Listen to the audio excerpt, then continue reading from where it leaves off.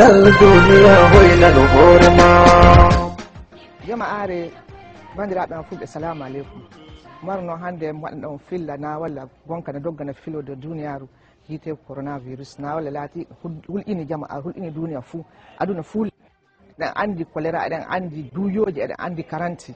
ɗina wallaji noon anda de leyɗe meɗen eɗe goodi safare amma coronavirus o wala safare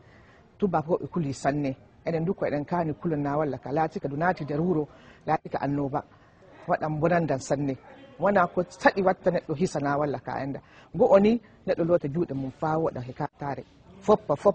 fa waɗa yigga nden saƴƴata juuɗe muɗum yorna juuɗe muɗum nde on gaɗi kollon sukaɓe mon kollon dekiraɓe mon ɓe gaɗa ɗiɗaɓere daɗa ɗojja na daɗa ɗiila na goɗɗo ne ɗojja na ɗiila na hani watta hoddu muɗum to ilu dow maɗa tataɓere to on cannotire do on ɓattotiri salamu aleykum ɗum woni nder alislamagal yimɓe na andotiri tataɓere na e ɓere hawride to gaɗe hawride ɗo ɗon goodi lamruji ɗo ɗon goodi dewle ɗo ɗon goodi do mayde noon paamon noye gatton hawride moɗon to on kawri jama'are to ɗum sukkotirta to ɗon boggotira fa ɗon ɗojja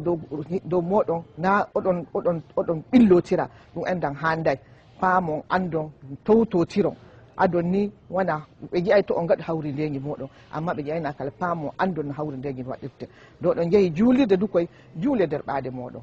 to neɗɗo juuli fo allah ne jaaboto juule arde gaɗe safu ono he dekiraɓe moɗon he sukaɓe moɗon non won handi ɗum tan woni safare coronavirus hande fa safare mum no heeɓe nder aduna no tampina himɓe no waran ko ɗuuɗi ko watta kisen coronavirus kan woni ɗimi limtani o salamu aleykum.